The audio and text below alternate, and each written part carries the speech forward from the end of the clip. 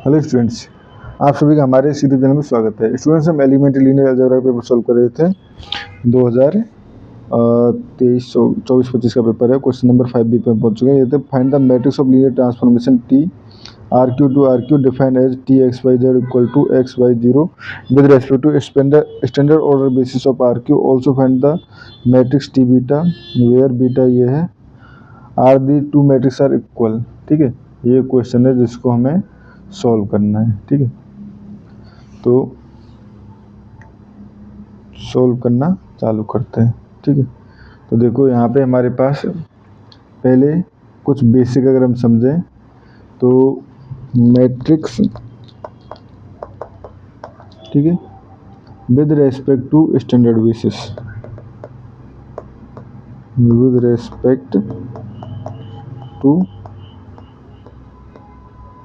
Standard basis अगर हम लिखना चाहें तो सपोज E इक्वल टू क्या है हमारे पास E1 E2 E3। ठीक है, तो T E जो होगा वो होगा हमारे पास T E1 and first column, T E2 and T E3।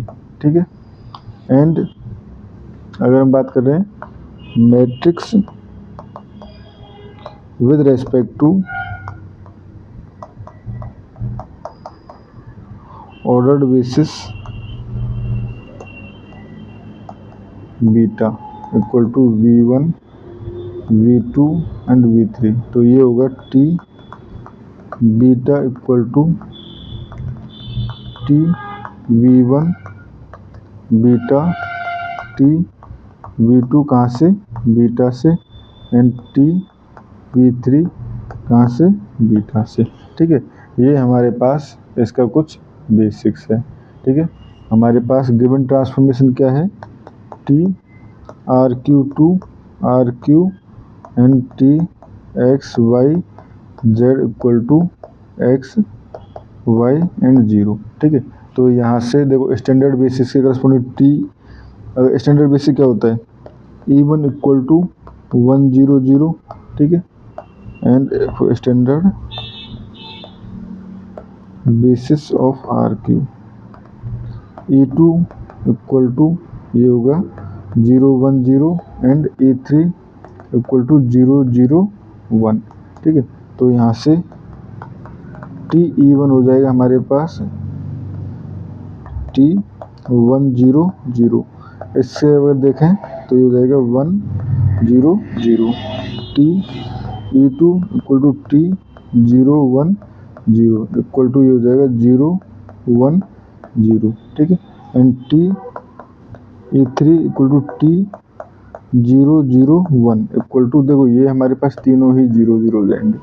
ठीक है, तो ये हो गया हमारे पास। ठीक है, तो मैट्रिक्स क्या हो गया यहाँ से, T E मैट्रिक्स हो जाएगा, कॉलम वाइज लिखें तो 1 0 0 0 1 0 0 0 0। ठीक है, ये हो गया हमारे पास T E। ठीक है, अब हमारे पास जो बीटा गिवन है, बीटा क्या गिवन है, 0 0 1 1 0 0 एंड 0 1 0। ठीक है, तो यहाँ से ये V1 हो गया, V2 V3। ठीक है, तो सिमिलरली पहले की तरह T V1 क्या हो जाएगा, ये हो जाएगा 0 0 0। ठीक है, T V2 equal to 1 0 0 and T V3 equal to 0 1 0। ठीक है, तो इसको मैट्रिक्स की फॉर्म में लिखें तो ठीक है, अच्छा अभी तो इसको मुझे बेसिस उसी फॉर्म में भी रिप्रेजेंट करना पड़ेगा, express each image in term of basis beta. तो देखो 0 0 0। ठीक है, 0 0 0, तो ये हो जाएगी हमारे पास इक्वल टू, मुझे इसको ये इस तरह से भी लिखना पड़ेगा ना, A 0 0 1 plus B 1 0 0 plus C 0 1 0। तो यहाँ से अगर देखें तो A equal to 0, B equal to 0, C equal to 0। ठीक है, ये सब कुछ 0 0 आ गए। तो यहाँ से हम कह सकते हैं T V1 beta equal to 0 0 0, ठीक है। सिमिलरली टी V2 कितना आया था 1 0 0, तो इसको अप्लाई करें तो ये हो जाएगा, देखो 0.001 प्लस यहाँ से, ठीक है, सेकंड था 1 0 0, तो ये हो जाएगा क्योंकि 1 ही चाहिए तो 1 1 0 0 एंड ये हो जाएगा प्लस 0 0 1 0, तो ये हो जाएगा हमारे पास 0 1 0, ठीक है।